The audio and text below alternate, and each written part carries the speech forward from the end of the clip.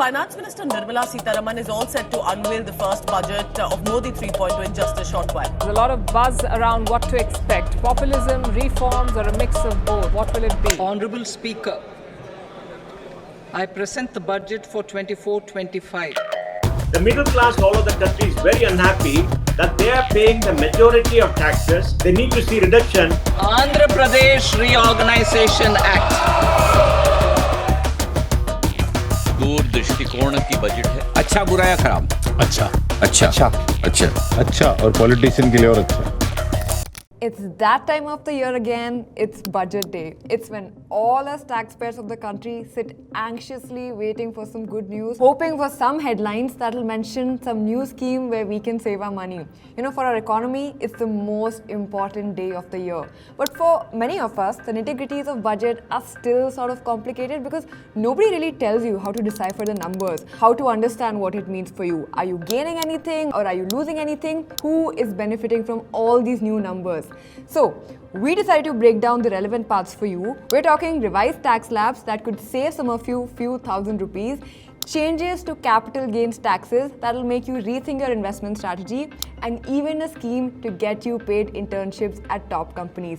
Plus, there's also some good news for startups and some drama with state-specific allocations that hint at government's political game plan. So we're not here to push any agenda. We're looking at the facts and analyzing what they could mean from different angles. So whether you're a salaried professional, an entrepreneur, or just trying to adult and figure out your finances, pay attention for the next 10 minutes as there's something to gain and lose for all of you. Before we begin, let me introduce the partners of today's video. So you see, one key area that we need to continue to invest in is education if India has to become a 30 trillion economy by 2047. Our workforce needs to be skilled. You know, India has the second largest management graduates in the world, but despite this, only 1/4 MBA graduates are employable because of outdated curriculums which leave young professionals unequipped to grab opportunities today. This is where we'd like to introduce you to Scalar School of Business, who offer a full-time 18-month postgrad program in management and tech that is revolutionizing the business school space. What distinguishes Scalar's program for other legacy B schools is that it's designed by industry experts who've built billion-dollar companies like Uber, McKinsey, and Myntra. As part of the curriculum, students will work on real-world industry source projects and get to build their own business, take it to market, generate revenue, and raise VC capital, all while studying on campus. And since Scalar has been in the education industry for 7 years, they already have access to 1,200 company partners like Google, Amazon, Flipkart, Zomato, something that no B school in the country is offering right now. For their online programs, they have seen placement rates of 96%, median CGC of 25 lakh, which is verified by B2K Analytics, which is the same partner that verifies the reports for IIMs. And now Scalar School of Business is handpicking only 75 students for their founding cohort starting early September 2024. Use the exclusive code SSBAV where you receive 500 rupees off on your application fee. Apply using the link in description or the pinned comment. Now back to the video. So the finance minister laid out 9 key priorities for this budget. Looking at all of these, you can clearly see a focus on job creation, skill development, and boosting domestic manufacturing. This basically aligns with the government's Make in India push and their goal of making India a 5 trillion economy. The finance minister emphasized that India's economic growth continues to shine even as the global economy faces uncertainty. She stated that inflation is moving towards the 4% target with core inflation at 3.1%. Now this does paint a picture of economic stability and growth, but let's dig into the details to see if this optimism is justified. Alright, let's talk about the part that you're probably most interested in, that's changes to income tax. The government has tweaked the tax slabs under the new income tax regime and increased the standard deduction from 50,000 to 75,000 rupees. But what is standard deduction even? Well, the standard deduction is like a discount which the government offers to you on the amount of tax you pay if you're a salaried employee. The tax slabs under the new regime have been revised, and here is what it is now. The main change, as you can see, is that the 5% tax slab now extends up to 7 lakh instead of 6 lakh rupees. This basically means if you're earning between 6 to 7 lakh, you'll now be taxed at 5% instead of 10%. Now you can avail this only if you opt for the new tax regime, and it could potentially save you up to 17,500 rupees in income tax annually. But if you break it down, it actually works out to about 1,458 rupees per month or 48 rupees per day. Now this is also where it gets a little interesting.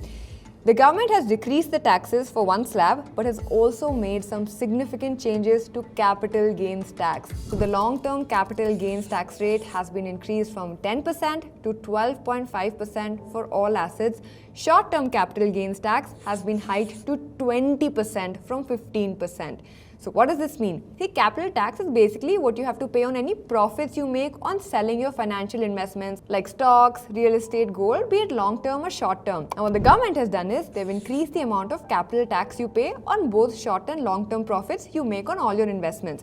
What makes this worse is that the government has also scrapped the benefits of indexation on long-term capital gain taxes, which earlier used to basically reduce your tax liability on assets like real estate. To explain this better, let's suppose you bought a property for worth 50 lakhs some years ago. You now have found a reliable buyer who's willing to pay you 70 lakhs for the property. Now, under the previous taxation rules, you could adjust the purchase price using the cost inflation index numbers, which are basically issued by the income tax department, and reduce your tax liability. But under the new rules, you won't be able to adjust your purchase price with inflation and would end up paying a higher tax.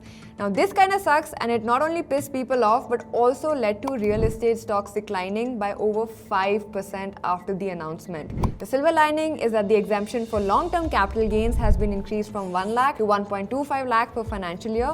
One more important point, the holding period for unlisted financial assets to qualify for long-term capital gains has been reduced to 2 years. So these could potentially benefit startup employees with ESOPs and early stage investors as well. Now talking about startups, there was a big announcement that you can definitely leverage if you're planning to start a company. If you're a new founder, pay attention. Angel tax is abolished, which is a big win for small startups. You see, so angel tax was basically introduced by the government back in 2012 to check money laundering and was imposed on the funds that startups raised from angel investors.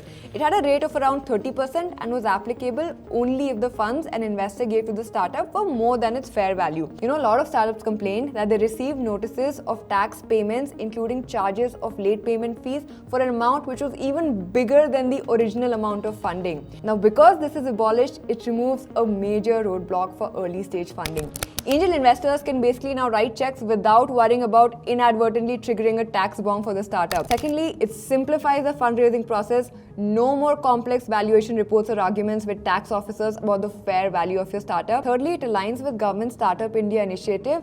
And lastly, I feel like it levels the playing field for Indian startups. Now, they can actually compete for global capital without the handicap of a unique and punitive tax regime. So, this one was a win. Now, talking about startups, the government has announced several measures to support MSMEs as well. First was credit guarantee scheme and term loans for machinery purchase. Second was a technology support package. Thirdly, SIDBI will open 24 new branches to serve MSME clusters. Along with this, the government has reduced customs duty on several items like gold and silver, mobile phone parts, which could potentially lead to lower price for these items for consumers. So as you can see, these changes show a continued focus on improving India's ease of doing business and supporting domestic manufacturing. Now let's get into some of the new schemes announced for employment and education.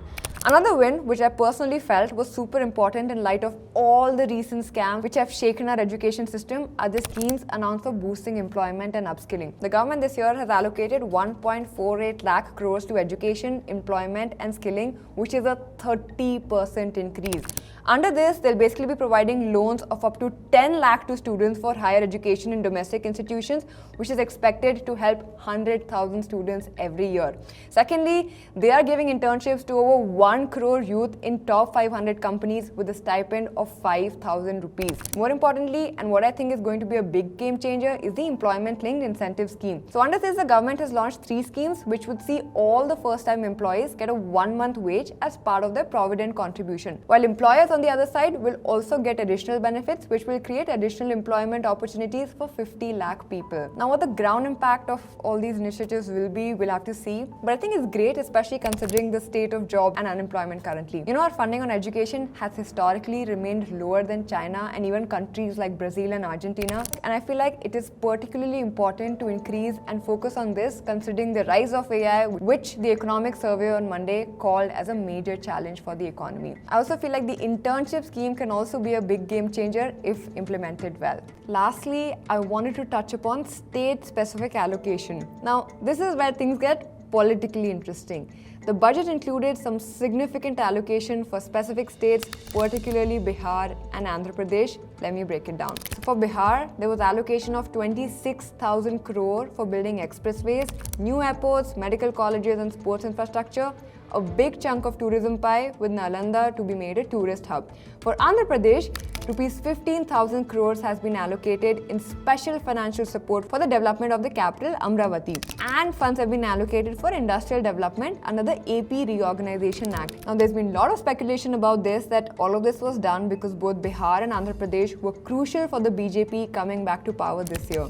Both had demanded special status after their major contribution in the BJP's election win, so naturally, BJP had to offer some big incentives to keep the coalition government run strong. More importantly, Bihar is also set to witness assembly elections in 2025, and in light of the recent bridge collapses, improving the state's infrastructure capabilities is the need of the hour for the central government. But politics aside, I feel like this is also a major win for the citizens of Bihar.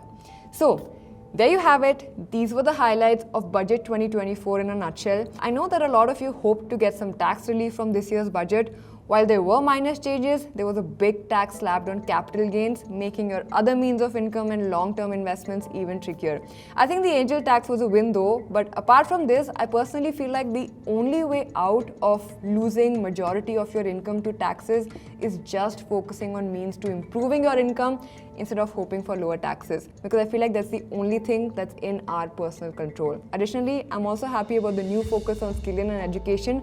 However, I feel like its real impact will depend on how well these measures are implemented and how the economy responds. Anyway, we will keep an eye on all the economic news and see how these policies play out in reality, and if there are any more opportunities that arise that you folks can leverage. That is all for today's video. My name is Ichina Maya. Thank you for watching, and please don't forget to hit the subscribe button so we can keep producing more such videos for all of you.